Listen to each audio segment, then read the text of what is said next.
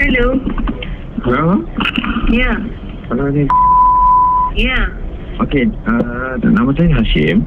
Hashim. Okey, saya nak buat parti tengah hari. Macam parti ni macam saya dengan kawan-kawan saya lah esok untuk makan tengah hari. Hello? Untuk makan tengah hari. Ya. Cik Hashim kan bulan puasa. Okey.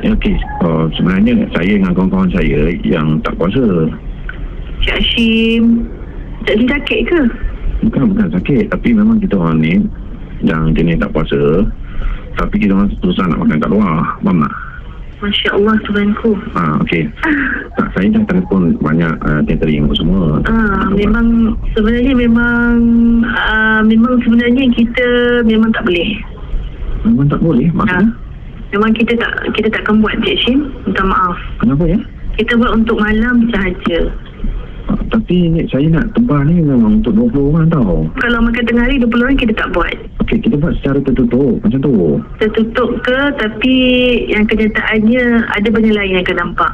Saya rasa sebagai, minta maaf lah ya Cik Hashim. Saya dengan kawan-kawan Kalau Cik Hashim katakan nak makan free setakat 20 orang tu, kalau dia hantar ke rumah malam pun saya sanggup. Tapi kalau tengah hari, okey, kita orang dah terdesak ni. Sebab esok kita nak buat macam parti macam tu, makan.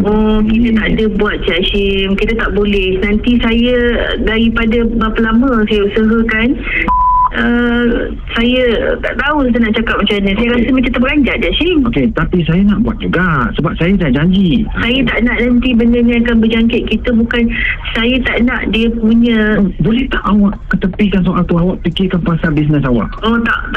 Saya Kenapa? ni saya nak lama. Saya nak benda ni berlangsungan sampai akhirat. Kali ni awak je sepejam mata saja, awak buat sekali ni aja. Sebab saya dah janji dengan dia orang, 20 orang tu datang rumah saya nak jamu dia orang. 20 orang ke, walaupun seorang. Apa masalah dengan semua caterer? Oh memang masalah ni satu benda yang besar. Saya bayar.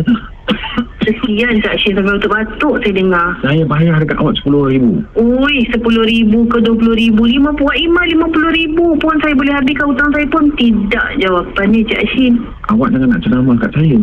Saya terpaksa ceramah. Tak masalahnya, awak pun tinggal puasa. Saya tak.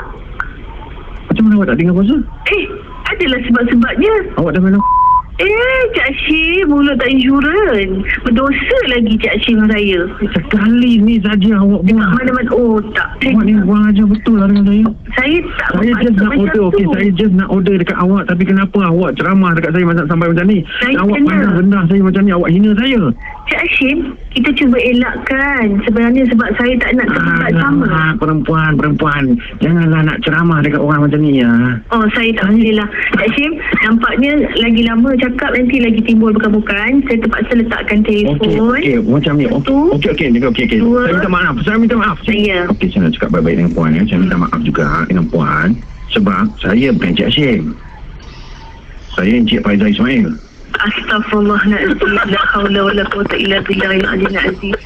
Saya duk fikir kenapa lah jumpa juga orang macam ni.